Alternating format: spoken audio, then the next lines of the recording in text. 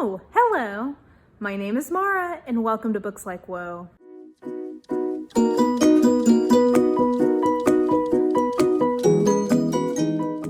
Alrighty guys, I have had this idea kicking around for a while, and I don't know, I feel like with everything going on, sometimes you just need a good cry. I'm somebody who, I can cry when I'm talking about things that are going on in my life, and I can cry, cathartically through movies or books or whatever. But sometimes, I'll be feeling like I really need to cry right now, and I kind of have to go seek out sometimes some media to help me get that going. So with that in mind, I thought that I would share with you some books that have made me cry. These books had no F's to give about my heart or my feelings. They just made me boo-hoo for various different reasons. I've got these kind of broken down into a few categories, some suggestions for you guys if you are in the mood or are looking for something that is just, gonna make you cry.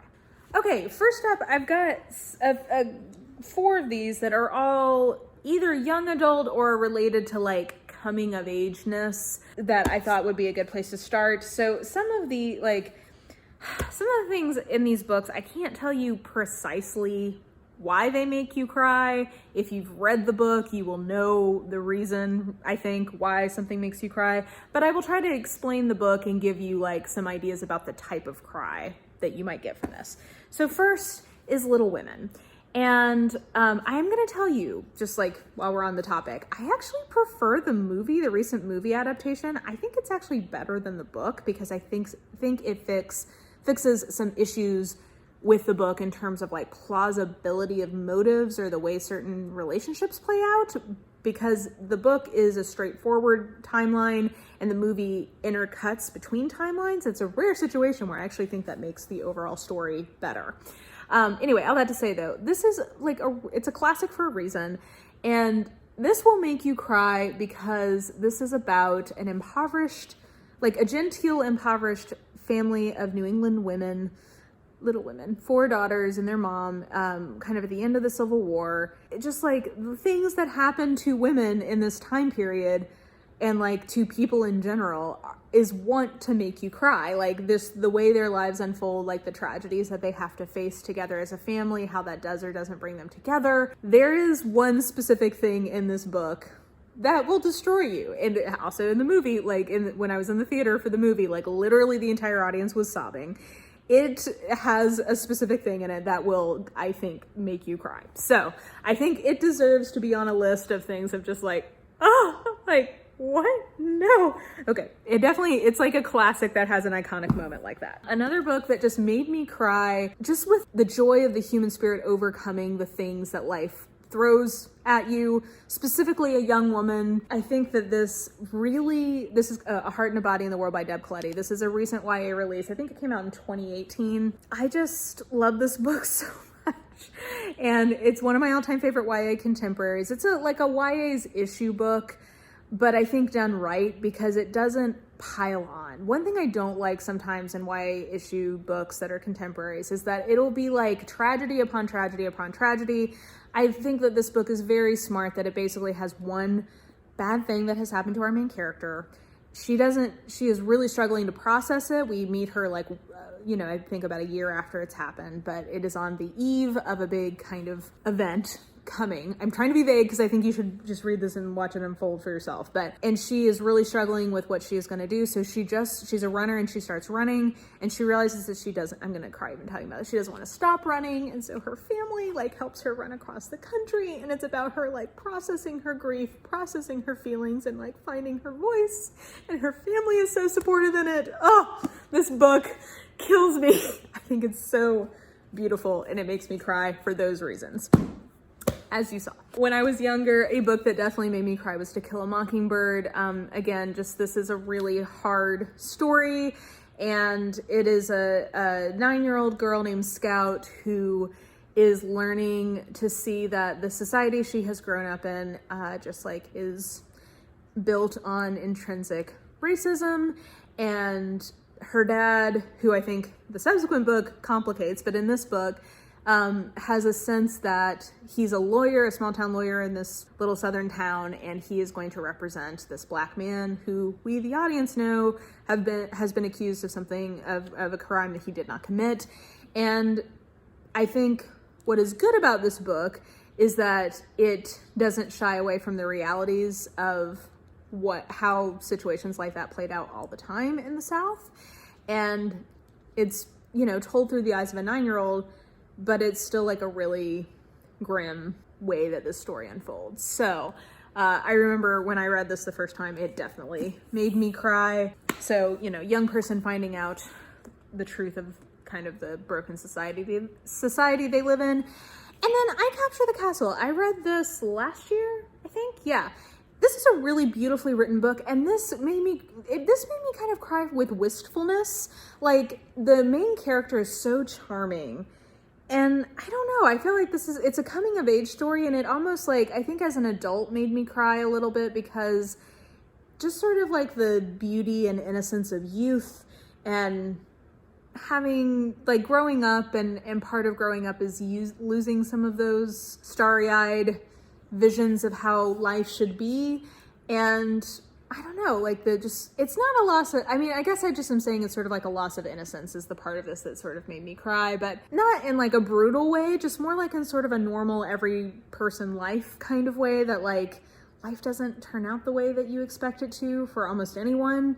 And I think that's like, I don't know, it's like one of the most beautiful parts of young people is that they haven't fully realized that yet, and watching them kind of realize it made me cry. So those were all ones having to do with like young people in some way. A couple having to do with sort of older in lifeness, kind of looking back on life, that made me cry. Like, I guess those are two key time periods of someone's life that can make me cry. Like the beginning, where like things go wrong and sets your life on a certain trajectory, or things happen that set your life on a certain trajectory, and then people like looking back. So I will throw out that the last book in the Poirot series, Curtain by Agatha Christie, made me cry. So I think that the Poirot series is one that you don't necessarily have to read it strictly in order, but I think that you should absolutely save Curtain for your last book with Poirot, because it really is, like, I think a culmination of that series. So I would definitely suggest, even if you're not reading most of the Poirots in order, do save this one for last. And part of what's beautiful about it is that, Poirot is kind of known for his sidekick Hastings, especially if you know Poirot through the David Suchet adaptation. Hastings is in that pretty much throughout the entire series. But in the books, he is in the first like 10-ish books and then goes away and doesn't come back until this last one. And when he comes back, Poirot is much older, Hastings is much older, and this book is a lot about grief and how we respond to grief, and being at the end of life and figuring out how to make meaning out of it in the midst of a murder mystery. And obviously I am very attached to the Poirot character. This, like, Agatha Christie is my all-time favorite author, so like, finally reading this, I guess it was in 2018. It's the last Poirot book I had to read, so it was emotional for that reason, but also just the book itself is very wistful. I read this actually right before my father had passed, but when I was reading it at the time, I was reflecting on when he had been sick, and at the time we thought he was better, really identifying with a lot of kind of the emotions of, losing someone that you love, because Hastings' wife has passed away at the beginning of this. So anyway, this made me cry, and like I said, it kind of like grief, end of life, crying feels. Gilead by Marilynne Robinson also made me weep. I remember when I read this, I was in grad school and I was sitting upstairs out in front of like the one classroom that is on the upstairs floor of where I went to grad school. And I was sitting in a big cushy chair just weeping. And a bunch of my friends came out of the classroom and they were like, "Girl, are you okay?" I was not okay, because this book is just beautifully written, and that it's actually very similar to the next one we're going to talk about. Beautifully written. And just, it's a pastor who is writing a diary. He's an older gentleman, but has had a son late in life. And it's like him, like, talking to the son, and it's about the power of forgiveness in this small town and the power of redemption. It's so emotional. It just made me cry. And again, it has like that sort of looking back on life and like thinking about it quality, very similarly to my third all-time favorite book, which is The Remains of the Day by Kazuo Ishiguro. Oh, this is just so good. It's so good. And it is a butler in the 50s who is writing, it's like a diary form, and he is reflecting on kind of the height of his career and realizing that maybe he didn't use that time in the way that he wanted, and like having regrets about life, but not fully, and trying to make the most of what remains of the day, aka his life. And Stevens is just such, like, my heart is just with him. I love him so much. So yeah, this one made me cry. And I will shout out as sort of another weeper, I think this is what I call these, is Never Let Me Go by the same author. This is like dystopia, so it's that kind of a cry. But anyway, just as a corollary, I think that one will also make you cry, but so good. And then 2 nonfiction before we get to the book that made me cry, the hardest that a book has ever made me cry. Both of these are just really heavy topics, and that's why I cried. So first was Not That Bad, but Dispatches from Rape Culture by Roxane Gay, or edited by Roxane Gay. This is a collection of women and men writing about rape culture and their experience with it. I think from that you can surmise why this is really heavy and why certain things in here made me cry.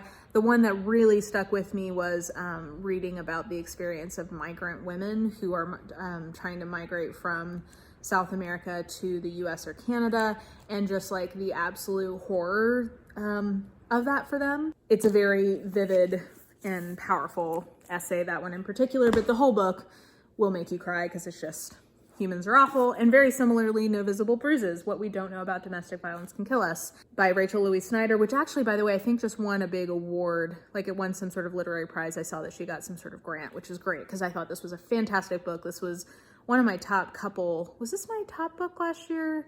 No, this was I think number 3, but this was one of my very favorite books of last year.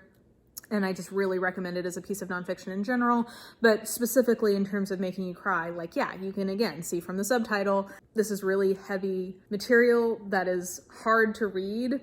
And just really, I think it does a really good job of putting you in the mindset of everybody involved. And I definitely cried from the specific like things that are described in this, but also just thinking through like the fact that this is a cycle that hurts every person involved, and like getting into the psychology of that, which I think this book does a really good job of, is really just like empathetically, like even for the abusers, this made me sad for them, because that's part of what she's describing is like, nobody is winning in this cycle.